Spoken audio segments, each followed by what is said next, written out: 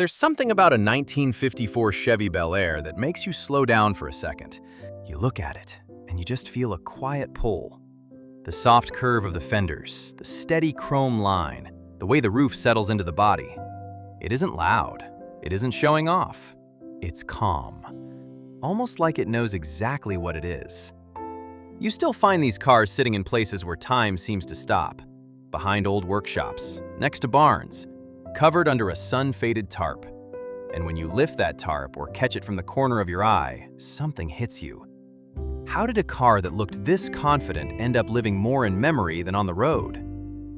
The '54 Bel Air didn't explode onto the scene with big numbers or bold claims. It wasn't the fastest car of its year.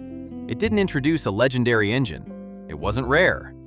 But when you look at it today, the design alone tells you something about the America that built it. A steady, hopeful America. A country learning to breathe again after difficult years. That's why this car stays in people's minds. It's not tied to fame or racing. Its story comes from regular folks who bought it for honest reasons. Families who took it on long drives, dads who washed it every Sunday, kids who sat in the back seat with windows down, feeling the wind of a quieter world. You can almost picture those moments. And yet, here's the twist that surprises most people. Many assume the Bel Air's story ended the moment the 1955 model arrived with its V8 and sharper styling. They think the '54 became old news overnight. It sounds believable, but it's not the truth. The '54 didn't fade because it failed. It stepped aside because the country suddenly wanted something else. America shifted toward power, speed, and flash. The Bel Air wasn't built for that race. It carried a different purpose, a softer one. But the surprising part is what happened next. The car didn't disappear. It just moved into places where people weren't looking anymore. Small towns, older garages, quiet neighborhoods. It stayed with the people who valued its reliability, its comfort, and the way it represented a certain kind of life.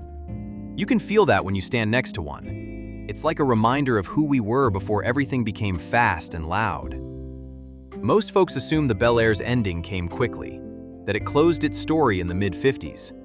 But every time you find one sitting untouched, you're reminded that stories don't always end where history books say they do. To understand why this car became iconic, and why its ending isn't what people think, we need to go back to the early 1950s and see the world that shaped it. When you look back at the early 1950s, you notice something right away. America was trying to settle into a new rhythm. The war was over, families were growing, suburbs were spreading faster than anyone expected. People weren't chasing thrill or speed yet, they were chasing stability. A reliable car mattered more than anything else. Chevrolet understood that mood clearly. They weren't trying to out-muscle anyone. Their focus was simple: build a car an average American could trust, afford, and feel proud driving. That mindset shaped everything leading up to the Bel Air. The Bel Air name first appeared in 1950 as a premium trim level. It wasn't called a classic back then. It was just the nicer version of a practical car. But slowly, year by year, the Bel Air gained a presence, a little more polish, and a bit more confidence in its styling. By the time 1953 arrived, Chevrolet rolled out a new body style with cleaner lines and a more refined shape. The '54 model carried that same design forward, but smoother, calmer. You can still see it when you stand near one today. The lines are gentle, nothing sharp, nothing loud. Everything looks like it was drawn with a steady hand. Engine-wise, the Blue Flame 6 powered the Bel Air in 1954. It wasn't born to impress anyone with numbers, but it was born to last. That's what Chevrolet cared about. It delivered quiet reliability, smooth idle, and the kind of durability that made sense for families who simply wanted a car that wouldn't give them trouble. The PowerGlide automatic transmission made the experience even easier, especially for drivers transitioning from older manual cars. At this point in history, America valued comfort over performance. You can feel that in the '54's ride quality. Soft suspension, a steady steering feel. The car wasn't meant to be pushed hard. It was meant to carry people through everyday life without stress. Culturally, the timing played a huge role. Drive-in theaters were becoming a weekend norm. Small diners along rural highways were filling up with families. Route 66 was slowly turning into a symbol of freedom. When people bought a Bel Air, they weren't buying a machine. They were buying the lifestyle that came with it. This is what made the 1954 Bel Air fit perfectly into its moment. It wasn't just a vehicle, it was a picture of a stable, hopeful America. A car that didn't try to stand above the times, it blended naturally into them. And yet, something interesting happens when you look at old ads and brochures from that era. Chevrolet never described the Bel Air using over-the-top words. They focused on comfort, ease, and elegance. Even the design choices show the same intention. The chrome wasn't excessive, the curves weren't dramatic. The car didn't chase trends, it held on to a timeless, almost polite appearance. People sometimes forget how important that approach was. Because later, when American cars exploded into high horsepower wars, it's easy to look back and think the Bel Air was too quiet. But in 1954, quiet was exactly what people wanted. Families were buying their first brand new cars. Veterans were settling into stable jobs. Every driveway with a new Bel Air parked in it represented a milestone, a sign that life had finally moved forward. You can sense that when you read old newspapers from that period. People talked about cars as achievements more than hobbies. This context explains why the 54 became such a sentimental favorite. It arrived at a moment where people were ready for normal life, and the Bel Air represented that normal life in a simple, welcoming way. But while the country was enjoying this calm period, a different kind of storm was already forming under the surface. Engineers were beginning to think about more power. Designers were experimenting with sharper lines. Younger buyers were developing new expectations. The very things that made the 54 perfect in 1954 would make it seem outdated only a year later. And that's where the story starts to turn. Before we reach that moment, though, it's important to understand one thing. The 1954 Bel Air didn't lose popularity because it did something wrong. It simply arrived right before America changed its direction, and the entire automotive world was about to shift with it. When people talk about the 1954 Chevy Bel Air today, they usually describe the shape, the chrome, the color. But the real story comes from the people who lived with it. Because this wasn't a car built for collectors or racers. It was built for everyday American families. And that's where its meaning still lives. Think about the early to mid-1950s. A returning veteran saving up for his first new car. A young couple planning their first home. Parents who'd never owned something brand new before. The Bel Air fit into those lives like it belonged there from the start. A lot of owners from that time said the same thing in interviews and old letters. The Bel Air didn't make them feel powerful, it made them feel steady. That mattered more in their world than horsepower. Most families washed their Bel Air every weekend. Kids would stand at the driveway holding a bucket, waiting for their turn to scrub the chrome. You can almost imagine the scene. Water running, sun out, neighbors walking by and saying, "That's a good-looking car you've got there." Nothing fancy, nothing exaggerated, just simple pride. And then there were the long trips. Not cross-country racing, just steady family driving. Small towns, picnic stops, Route 66 in the distance. For a lot of people, the Bel Air became part of those memories without even trying. One thing that made the 54 special was how approachable it felt. There was no intimidation under the hood. The Blue Flame 6 wasn't a beast. It was a friend. A reliable, steady engine you trusted to start even on cold mornings. When you talk to older car lovers today, many of them remember the sound of that motor more than anything else. Not loud, not aggressive, just a gentle hum that filled the cabin. You can feel that when you sit in one. The seats aren't performance seats. They feel more like a sofa at home. The steering wheel is big, but not heavy. The dash has simple knobs and clean lettering. Everything is designed with the kind of logic only everyday life can create.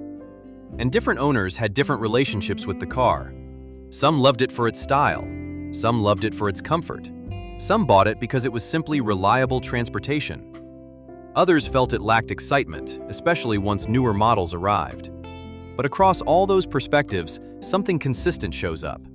The 54 Bel Air became part of people's families. Not in a dramatic way, in a quiet, practical, steady way. A lot of small-town parades in the 50s and 60s featured Bel Airs decorated with ribbons and local banners. Churches used them in wedding processions. High school seniors took photos leaning against one on graduation day. It wasn't glamorous, but it was present in people's real lives. That's one reason the car still lives in memory so easily. It witnessed countless firsts. First dates, first long drives, first time someone felt like they truly owned something important. And it didn't matter what state you lived in. You'd find Bel Airs in the Midwest baking gently in the sun. You'd find them in California cruising along coast roads. You'd find them in the South parked outside diners. The car blended into every kind of American landscape because it wasn't trying to dominate it. It just adapted. What's interesting is how people talk about the car years later. Many say they didn't realize how iconic it was until long after they sold it. Back then, it was simply part of their life. They didn't treat it like a collectible. They treated it like a family tool that carried memories along with miles. Some owners say they didn't even know their Bel Air was becoming historic. They found out decades later when younger car enthusiasts asked to see it, photograph it, or restore it. The car earned its status quietly, without asking for attention. But there was another side to the story too. Not everyone adored the 54. Some felt it was too calm. Some wished it had more power. Others traded it quickly once the 55 dropped with the V8 and the sharper body lines. That's part of the human story as well. A car doesn't just keep the good memories, it carries the disappointments too. Yet even with those mixed opinions, the Bel Air still left a deeper mark than anyone expected. That's because the car represented a feeling more than a specification sheet. A feeling of entering a new era. A feeling of calm. A feeling of ownership at a time when owning a car meant something personal. You notice this most when you talk to older enthusiasts today. Their voices change slightly when they remember their family's Bel Air. They talk slower. They breathe a little deeper. They recall details as if they're standing next to the car again. Most iconic cars become iconic because of performance, rarity, or innovation. The 1954 Bel Air became iconic because of people. Their everyday moments shaped its identity more than anything Chevrolet ever advertised. But nostalgia has another side. While people loved the car for what it meant to them, the automotive world around it was changing fast. The Bel Air wasn't built for the new direction America was about to take. And that shift, powerful, sudden, and unexpected, is where the story turned. By the time 1955 arrived, something in the American automotive world had shifted. You can almost feel the change when you compare the two cars side by side. The 54 Bel Air, with its calm lines and gentle presence, and then the 55, sharper, louder, more confident. It wasn't just a new model, it was a signal. The small block V8 changed everything. Chevrolet's decision to introduce that engine didn't just update the Bel Air, it rewrote the company's entire identity. Suddenly, the quiet comfort of the 54 felt like it belonged to a different era. Not worse, not forgotten, just older, almost overnight. Buyers reacted quickly. Younger drivers wanted more speed. Magazines wanted higher horsepower numbers. Advertisements started using words like power, performance, and thrill. The country was shifting into a new mindset, and the Bel Air had to shift with it. But here's the part most people don't understand. The 1954 Bel Air didn't disappear because it failed. It faded because the automotive world suddenly started moving at a pace it had never moved before. The 54 represented stability, comfort, and steady family life. The 55 and the years after it represented ambition, excitement, and speed. Collectors didn't rush to save the 54 because, at the time, they had no reason to. It wasn't rare, it wasn't fast. Production numbers were high. Mechanics knew it was reliable, but reliability wasn't headline material. And when a car isn't rare and isn't fast, the spotlight usually moves on quickly. The Blue Flame 6 engine, which so many families trusted, suddenly looked old-fashioned to the new generation. Younger drivers wanted the growl of a V8, not the smooth hum of a straight 6. Even though the Blue Flame had proven itself for years, it couldn't compete in a world that was chasing speed and horsepower bragging rights. It wasn't built for that fight.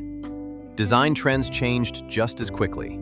The calm curves of the 54 gave way to sharper lines, two-tone paint jobs, tail fins, and chrome accents that demanded attention. The Bel Air name itself grew into something much flashier later in the decade. The 1954 model, with its polite and balanced shape, suddenly felt quiet next to the new arrivals. And in the world of classic cars, silence rarely wins attention. Owners traded in their 50s for newer models without much hesitation. It wasn't an emotional decision back then. Cars were tools. Few people imagined their 1954 Bel Air would one day become a collector's piece or a nostalgic icon. To them, it was just time for an upgrade. But even as many were traded in or sent to secondhand lots, the 54 didn't vanish. It just moved into the background. Into rural areas, into small towns, into quiet garages. It became the kind of car you'd see parked behind a barn or under a tarp, not because it wasn't valued, but because it wasn't treated like a museum piece either. That's why its ending is so misunderstood. People look back and assume the Bel Air line simply left the 54 behind. But the truth is more subtle. The 54 didn't die. It transitioned. It slipped out of the spotlight and into everyday roles. Delivery cars, farm cars, backup family cars. It lived longer than the flashy models that replaced it because simplicity tends to survive where complexity fails. The car kept working, even when the spotlight moved on. And that's where its hidden strength shows. Many cars from the high horsepower era didn't last decades. They were pushed hard, raced, modified, wrecked, or simply worn out. The 54, with its calm nature and reliable engineering, quietly outlived many of the louder cars around it.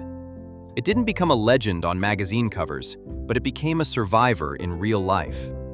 This shift, the moment when America traded calm stability for bold power, marked the turning point for the 1954 Bel Air. It had served its era well. By the time the late 1960s and 1970s rolled around, something unexpected started happening. People who once saw the 1954 Bel Air as just an old car began looking at it differently. Not because it suddenly became rare or powerful, but because time had changed what it meant. Collectors usually chase cars for speed, prestige, or rarity. The 54 didn't offer any of that. But what it did offer was something deeper, something that slowly grew in value as people aged. It carried memories. As families grew older, the Bel Air that once sat in their driveway became a symbol of a chapter they didn't want to lose. A reminder of a father who washed it every Sunday. A reminder of a mother driving kids to school.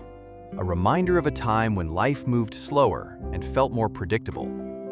For many, the car became a link to a world that was slowly fading away. This emotional pull helped the 54 re-emerge quietly. It didn't come back with fanfare. It came back through garages, backyards, and small-town car meets. Owners started restoring them, not for value, but for personal meaning. And that kind of restoration always lasts longer than trend-driven interest. But there was another place where the Bel Air found a second life, one most people outside the culture never noticed. In West Coast lowrider communities, the 1954 Bel Air became a foundation. The car's curves, its calm body language, and its balanced proportions made it perfect for customization without losing its identity. These builders didn't see an outdated family car. They saw a blank canvas with personality. They honored the shape, respected the era, and transformed it into moving artwork. The 54 became a strong presence in neighborhoods where cars weren't just transportation. They were pride, heritage, and expression. And in those communities, the Bel Air lived longer and louder than anyone from the 1950s would have imagined. Across the country, something similar was happening with small-town collectors. Older mechanics who grew up working on straight-six engines kept the Bel Air running simply because they appreciated its honesty. They liked cars that didn't pretend to be something else. Historians later began looking at the Bel Air with a fresh perspective. They realized the 1954 model represented a bridge between two worlds: the calm post-war family era and the performance-driven revolution that followed. It captured the last breath of the simpler side of American motoring. Not dramatic, not flashy, just genuine. This is why the 54 Bel Air's story didn't end the way people think. It never actually died. It just shifted into corners of American culture where people valued it for reasons beyond horsepower. Reasons tied to life, identity, community, and memories. You can see it today when you find a restored 54 at a car show. The engine may still be the old Blue Flame, The paint might be new, but the body still carries its original calm shape. And the owners, no matter their background, talk about the car with the same steady warmth. They don't brag about speed, they talk about stories. This reflection shows something important about automotive history. The cars that survive aren't always the fastest or the rarest. Sometimes they survive because they meant something deeper to the people who touched them. And the 1954 Bel Air? It earned its legacy slowly, honestly, and quietly, just like the era it came from. But the story still needs one more layer. A final look at why this car, despite everything changing around it, continues to stay alive in memories and garages. When you stand in front of a 1954 Chevy Bel Air today, something settles in. It isn't loud, it isn't trying to impress you, yet it holds a presence that feels earned. Not through speed, but through time. This car didn't become iconic because it dominated racetracks or because collectors fought over it. It became iconic because it lived in people's lives in a way performance cars rarely do. The 1954 Bel Air was the last quiet chapter before America shifted into a louder automotive era.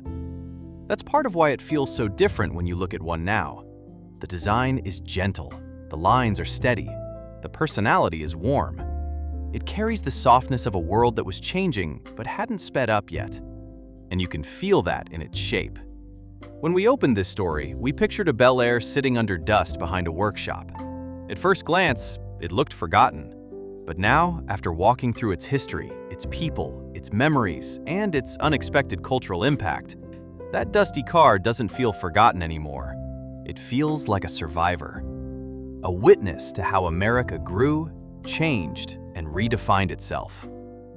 For many owners today, keeping a 54 Bel Air isn't about showing off. It's about holding on to something steady, something honest, something that reminds them of where their family came from, or the era their parents lived in, or the feeling of early American roads before traffic and noise took over. You hear it in every enthusiast's voice, the warmth, the small laugh, the soft memory that comes back as they talk about their car. And even for younger generations discovering the Bel Air for the first time, there's a calm charm to it. No sharp aggression, no oversized features, no pressure. Just a car meant to be part of someone's everyday story. The ending people assume, that the 54 was overshadowed and forgotten, misses the point. The car didn't lose relevance, it shifted its place in the world. It stopped being the center of attention and became part of the background fabric of American life. And sometimes, that's a stronger legacy than fame. Today, restored Bel Airs still show up at car meets, in small towns, on quiet suburban streets, and in lowrider communities that transformed the car into a symbol of cultural pride. Each group sees the same car through different eyes, but the respect stays the same. When you walk around one, you notice details you might have missed before. The soft curve of the hood, the chrome that reflects the sky in a calm, almost polite way, the steady stance of a car that isn't rushing anywhere. It's a reminder that not everything iconic needs to be loud. Some cars make history by winning races, some make it by pushing engineering boundaries. But a few cars, like the 1954 Bel Air, make history by simply being part of life, quietly, steadily, and honestly. This is why its story didn't end where people think it did. The Bel Air stayed alive not because of collectors or magazines, but because of ordinary people who kept it running long after trendier cars faded away. And that kind of legacy doesn't disappear. So if you ever find one parked under a tarp or sitting behind a barn, don't see it as a forgotten car. See it for what it truly is, a piece of America that stayed when everything else changed. A car that held its ground, not with horsepower, but with heart. A car that earned its place quietly and kept it.